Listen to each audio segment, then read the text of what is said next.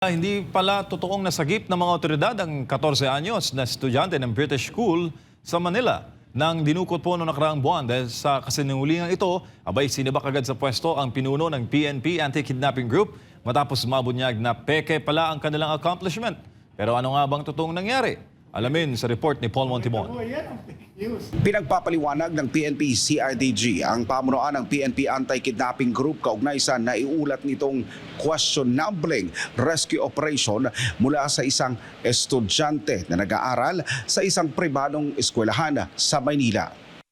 Batay sa paunang investigasyon ng PNP CIDG, hindi pala nasagip ng mga otoridad ang batang biktima na kinilalang si 01, kundi iniwan lamang ito sa Parañaque City. Question din kung bakit walang naarestong suspect sa ginawang rescue operation. Lumalabas pa na staged o gawa-gawa lamang ang nasabing accomplishments ng Anti-Kidnapping Group operatives. Pebrero 21 nang magsumbong ang ina ni 01 sa PNP AKG na dinukot ang kanyang anak kasama ang driver nito habang sakay ng isang black Toyota Alphard na may plate number na NEG 7032 pauwi sa kanilang tahanan mula sa eskwelahan. Una nang natagpuan ng sasakyan ng biktima sa isang abandonadong lugar sa Barangay San Roque, San Rafael, Bulacan. Kinabukasan Pebrero 22 nang magdemand ang mga kidnapper ng $20 million mula sa Pamilya One. Sa kalagitnaan ng negosasyon, pinutol ng mga sospek ang hinliliit ng biktima at iniwan ito sa Macapagal Avenue sa kahabaan ng Junction Road patungong Las Piñas, Parañaque Wetland Park bilang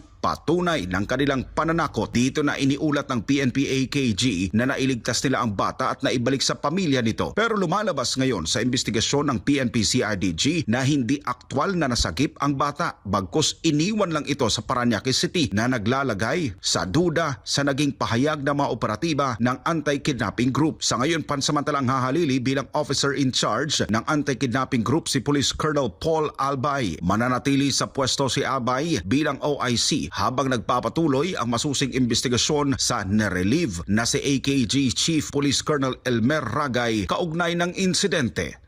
Habang patuloy ang investigasyon, nananatiling katanungan ay kung bakit at papaano na idokumento na isang rescue ang kaso ng dinukot na estudyante. Ang pagkakasibak naman ng pinuno ng PNP Anti-Kidnapping Group ay inaasahang magkakaroon ng masusing pagbusisi sa naging operasyon at pananagutan sa mga sangkot.